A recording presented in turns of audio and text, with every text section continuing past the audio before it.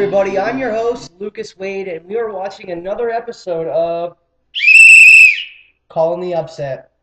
Now, today we're going to be talking about social media and the NFL.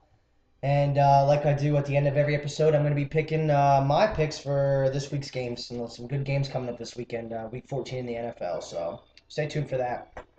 So, even if you aren't a fan, the NFL, its messages, chances are its controversies, apparel, news is going to affect you somehow. I mean, for example, look at the popularity of the Madden video games, the NFL draft, and fantasy football. It's just crazy. I mean, for starters, the NFL has been called the most successful sports league in history. I mean, it controls the most popular sport with a business model that is literally envied by all other professional sports leagues. The NFL views itself as the world's leading sports business, media, and entertainment company. Now, the NFL largely produces coverage of itself. You, as the absorber of all this media, you see it everywhere: Fox, ESPN, CBS, and the not new, but the newest, the NFL Network. The NFL Network launched in 2003 and debuted in 11.5 million homes. And by the fall of 2006, that number soared to 41 million subscribers. Crazy. So you see sports apparel and you see it flood in stores, online shopping ads, tweets by NFL players, and those commercials that we all love so much are aired during the most watched sporting event in the country, the Super Bowl. You got it. And the NFL, like I said, owns absolutely all rights to itself. And it seemed after this happened that there was an almost new face of the NFL and fandom alike. Um, Now, this new media that the NFL was bringing onto itself, Thomas Oates of Northern Illinois University conducted a study titled "New Media and the Unpacking of NFL Fandom." And in this study, Oates says, in the past decade, football fandom has undergone a remarkable and widespread transformation. He claims that there is a number of factors leading to this transformation, though the number one factor being the presentation of athletes as commodities to be consumed selectively and self-consciously by sports fans. Now, we view these athletes on a pedestal as something that we have, and we buy jerseys of our favorite athletes and apparel of our favorite teams, and we consume them selectively based on what sports that we watch, or what sports teams are our favorites and what our favorite players are. I mean, it's just crazy how much we are impacted by sports and sports players, specifically the NFL. Now, perhaps the two biggest media channels for the NFL are Twitter and TV. Now, TV is the biggest, the largest media channel, but Twitter is continuing to grow. And the NFL has about 5 million Twitter followers. And we know the NFL does not like to share, but recently they partnered up with Twitter to what the NFL calls some of the most valuable content in the entertainment business. The arrangement between the two is that the NFL will program special video clips that will be delivered as promoted tweets through the NFL's official Twitter handle. It also means that the Twitter will have something that its competitors will not have, specifically Facebook. Twitter has 5 times the active users, and have been actively working their way into television in real time with hashtags, embedded photos, trending topics, and public feed sharing partnership with mass relevance. So you might be asking yourself, why Twitter? Well, the NFL's Senior Vice President of Media Strategy and Development, Hans Schroeder, said because of the nature of their platform of being open publicly and real time, the NFL is seeing a synergistic experience, and he said, we thought this was a great way to start off with something deep with a social partner. So look for that relationship to continue to just dive deep as media continues to change and shape how we look at news and information, etc. And now, one thing interesting I found is the NFL prohibited players, coaches, and employees of the NFL from using Twitter 90 minutes before games and after games following traditional media interviews. Maybe this was because of controversies that happened because of players leaking out who they were going to before the draft aired on TV, or could be something. So I think I saw something as small as one of the players didn't like the food at the training camp, and he tweeted out about that. Just many different things, small and large, that have really helped to shape that new focus of not tweeting before and after games.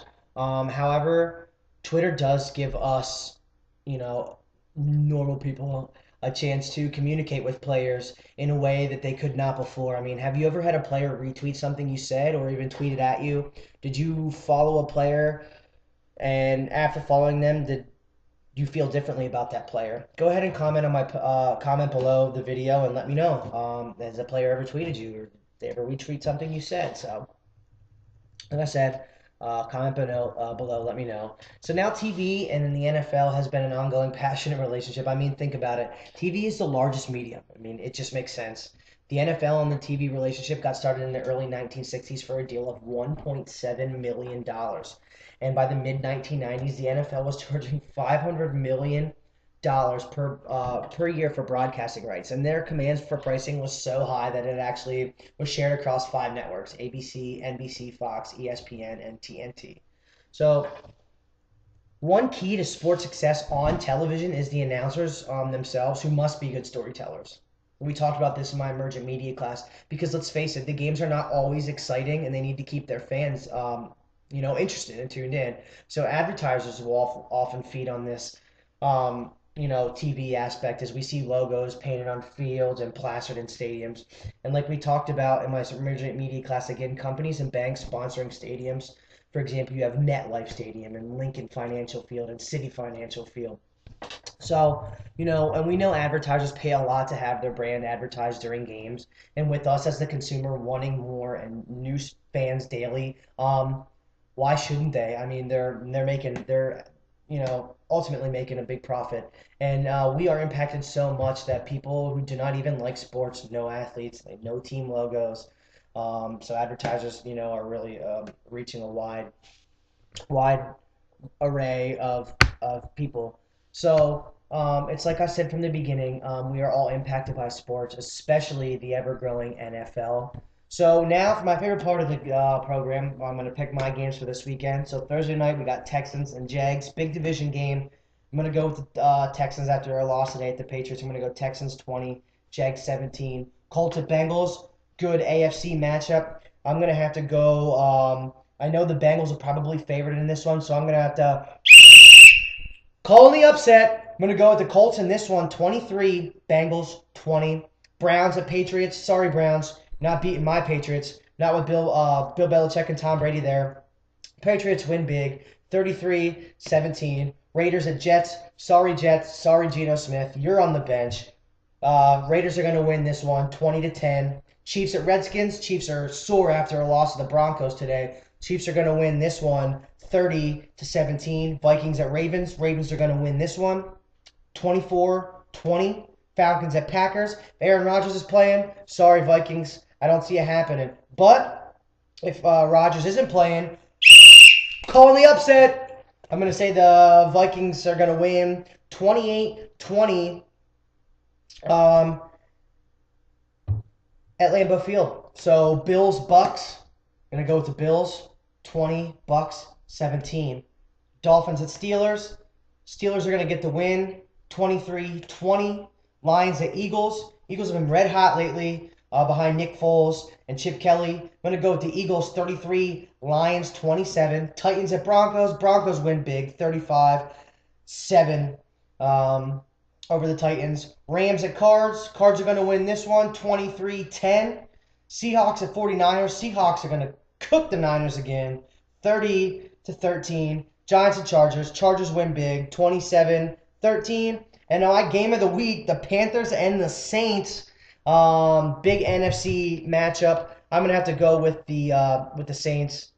I'm gonna have to go with the Saints, 33-27, high scoring game. Sorry, Cam Newton and the Panthers are not getting it done next week. And Monday night game, Cowboys at the Bears. I'm gonna have to go with the Cowboys, 20-13 over the Bears. So that's all I have today. Thanks everybody for watching. Call the upset. Tune in next time.